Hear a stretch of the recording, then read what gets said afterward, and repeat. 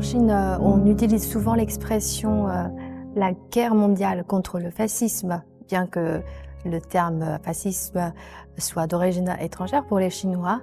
Tandis qu'en Europe, on parle plus systématiquement de la Seconde Guerre mondiale. Monsieur Haroul, comment interprétez-vous les perspectives historiques et culturelles qui se cachent derrière cette différence d'appellation? Je pense que 80 ans après la fin de la guerre, on arrive aujourd'hui à ce que j'appelle un stade de dépassement. On n'est plus aujourd'hui dans des terminologies qui sont très datées.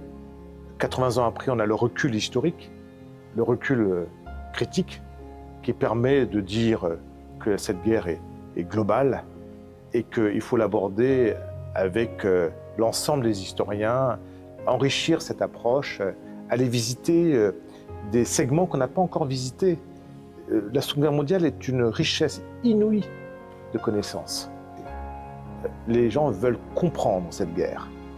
Ils veulent comprendre cette guerre. Ils veulent la comprendre pour qu'elle ne se répète pas. C'est ça qui est important. Les gens veulent comprendre pour que cette guerre ne reparte pas, ne se renouvelle pas, ne se répète pas. Et c'est pour ça que nous avons musée en Chine, musée en Europe et en France, une vocation pédagogique. Une vocation pédagogique. Notre responsabilité, à nous deux, c'est d'expliquer la guerre pour réfléchir aux conditions de la paix.